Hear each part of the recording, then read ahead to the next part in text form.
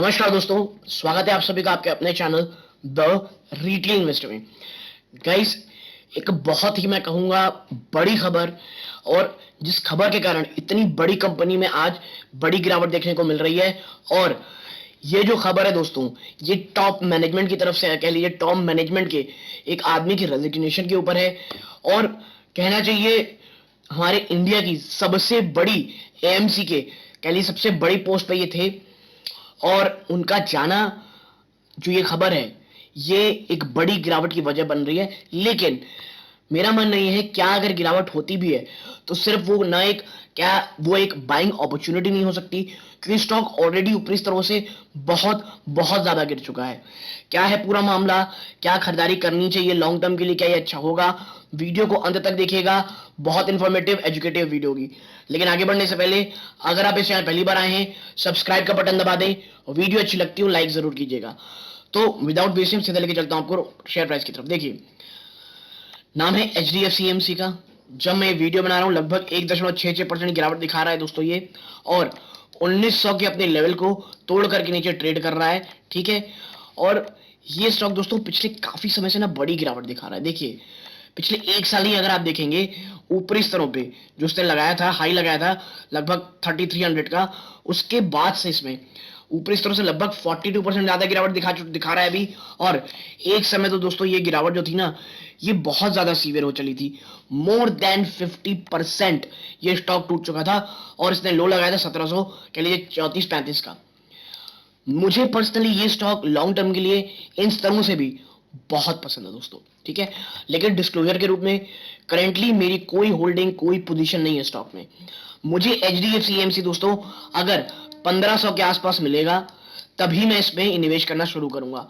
और निवेश करूंगा क्यों? क्योंकि देखिए, मुझे एक दूसरी एमसी है, किसी दिन और बात करूंगा स्टॉक के ऊपर, मुझे वो बहुत ज्यादा पसंद आ रही है, क्योंकि ये दोस्तों काफी भाग चुका है। और मुझे जिस एमसी की मैं बात कर रहा हूं, वो मेरे रडार पे, और मुझे वो बहुत प्रॉमिसिंग लगती है in terms of long term investment. ठीक है, अब बात करूंगा भाई ऐसा क्या हो गया है। तो देखिए, जो खबर की माने तो जो खबर है आप देखें इधर, India largest equity mutual fund manager Prashant Jain call it quits. ठीक है, इंडिया की जो सबसे बड़ी इक्विटी म्यूचुअल फंड मैनेजर हैं प्रशांत जैन, वो रेजिग्नेशन कर रहे हैं दोस्तों। As the CIO of HDFC AMC, he was responsible for overseeing rupees 4.12 lakh crore. अब आप समझिए, 4.12 लाख करोड़ रुपए की कह लीजिए AMC को ये संभालते थे। ठीक है, corpus under management and in excess of rupees 1 lakh crore directly, और 1 लाख करोड़ रुपए के दोस्तों डायरेक्ट, मतलब ह्यूज अमाउंट को ही संभालते थे। और मैंने अचानक से निकलना इनका AMC बिजनेस से, और देखिए जिस तरह से ट्रैक रिकॉर्ड रह रहे हैं ना दोस्तों, आप एक्सिस म्यूचुअल फंड को देख लें, जैसे ही वहां पे खबरें आई खराब थी, अब ये निकल रहे हैं। देखिए, इनका रीजन कुछ और होगा, लेकिन बाजार में एक आप कह सकते हैं दोस्तों क्लिक होता है। कुछ चीजें आजकल बहुत ज्यादा लोगों के लिए थोड़ा आशंकित होकर देखते हैं जब कोई टॉप मैनेजमेंट से निकल रहा हो। तो क्या है पूरा मामला, तो देखिए, one of India's longest serving mutual fund manager, and the only one to have managed a mutual fund scheme since inception of 28 year had decided to move on. अब आप समझिए, इतने लंबे समय से देख रहे थे प्रशांत जैन जी, मतलब आप कह सकते हैं 28 साल के बाद अब वो मूव ऑन कर रहे हैं। प्रशांत Jain, Chief Investment Officer of HDFC AMC, is understood to be leaving the company. It is reliably learned. और देखिए, with an engineering degree from IIT Kanpur and MBA from IIM Bangalore, Jain started his career with SBI Caps before moving to 20th Century Mutual Fund, which was sold to Zurich Mutual Fund in 1998. Zurich Mutual Fund was later acquired by HDFC Mutual Fund in 2003. One of the oldest mutual fund schemes still managed by Jain is HDFC Balanced Advantage Fund, which command a corpus of over 43,000 crore and has clocked a return of 17.83% per annum since its launch in February 1994. I mean, this is very huge. ये आज भी HDFC balance advantage fund को दोस्तों, जो कि one of the oldest mutual fund scheme है, उसे कह लीजिए देखते थे। और ये वो स्कीम है दोस्तों जिसमें 43,000 करोड़ रुपए थे, और अगर आप इसके पर एनम जिसमें लॉन्च हुआ उसका एवरेज देखेंगे 17.87% की रिटर्न दे चुका है। आप समझिए, the HDFC Flexi Cap Fund and HDFC Top 100 have delivered return over 18% per annum since their launch in 95 and 96 respectively. ठीक है, Jain track record as fund manager has been controversial. ठीक है, इनका जो ट्रैक रिकॉर्ड है फंड मैनेजर वो controversial है। After clocking one of the most spectacular fund perform in the first 2 decades of Indian mutual fund history, averaging 28% online on his equity and balance scheme, Jain's return took a beating since 2015।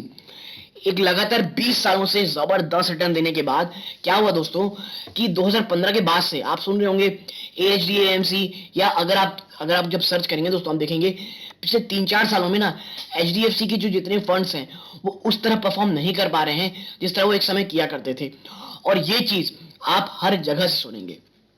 और आप देखिए 2015 के बाद से जो after he took aggressive exposure to public sector banks, a call that proved to be wrong in hindsight as the bad asset problem in Indian banking extended far too long। और देखिए ये क्यों हुआ, क्या हुआ, इन्होंने बहुत ज्यादा एग्रेसिव कह लीजिए आप, इन्होंने किस में पोजीशन ली थी, PSU बैंक्स इंडिया के। और आपको पता होगा PSU बैंक्स के जो नॉन परफॉर्मिंग एसेट वो कितने भयंकर बढ़ गए, कितनी ज्यादा वो कह लीजिए तकलीफ में रही, जो आज भी ठीक नहीं हुए हैं ना। Fund schemes managed by him which echoed his value base with overnight public sector enterprise saw value destruction। और यही कारण था कि एक बड़ा वैल्यू डिस्ट्रक्शन आपको देखने को मिला था। ठीक है दोस्तों, तो अब देखिए ये सब चीजें हैं। क्या रूमर हुआ था इससे पहले कि ये निकल, जी हाँ दोस्तों, in September 2020 there was heightened rumor about Jain's exit from AMC, but they turned out to be a false alarm।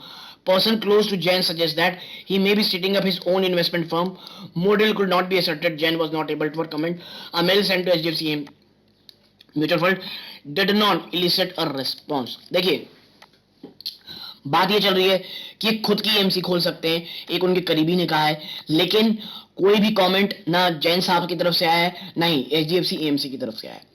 तो अगर ये निकलते दोस्तों, वाकई में आप कह सकते हैं दोस्तों, एक ट्रस्ट होता है, अगर कोई आदमी इतने लंबे समय से एक कंपनी से जुड़ा हो वो निकलेंगे तो एक बहुत बड़ा गैप है जिसे नई अपॉइंटमेंट जो भी आदमी आएंगे उन्हें फिल करना पड़ेगा। और मुझे लगता है लॉन्ग टर्म के लिए ये जो खबर है ये कोई उतना ज्यादा फर्क नहीं करेगी। और यदि कोई अच्छा आदमी आता है, देखिए HDFC AMC is a very good कह लीजिए AMC, इसमें कोई भी डाउट नहीं है, लेकिन पिछले काफी समय से आप कह लीजिए अंडर परफॉर्म करिए बाकी के AMCs को, तो शायद कोई एक बड़ा आप कह सकते हैं बहुत ही कंपनी बहुत शानदार एक इंसान को ढूंढे जो इतना बड़े नाम के जो कह लीजिए जो वैक्यूम भर आएगा उसे भर सके, और होपफुली एक काफी अच्छा रिटर्न वो जो आए यहाँ पे इनके बाद वो हम लोगों को, जो भी इनके शेयर होल्डर्स हैं आप कह रहे जो भी इनके स्कीम्स में निवेश किए हुए हैं उन्हें दें। लेकिन मैं कहूंगा अगर गिरावट होती है 15 to 1600 के आसपास, अगर ये स्टॉक आता है दोस्तों फॉर अ लॉन्गर टर्म, ये बहुत बहुत और मैं कहूंगा बहुत ज्यादा अच्छा स्टॉक है दोस्तों। तो यदि आपको ये मेरी छोटी एनालिसिस पसंद आई हो प्लीज वीडियो को लाइक कीजिए, चैनल पहली बार आए हैं सब्सक्राइब जरूर कीजिएगा। यहां तक जुड़े रहने के लिए धन्यवाद। ये वीडियो का अंत है। जय हिंद दोस्तों।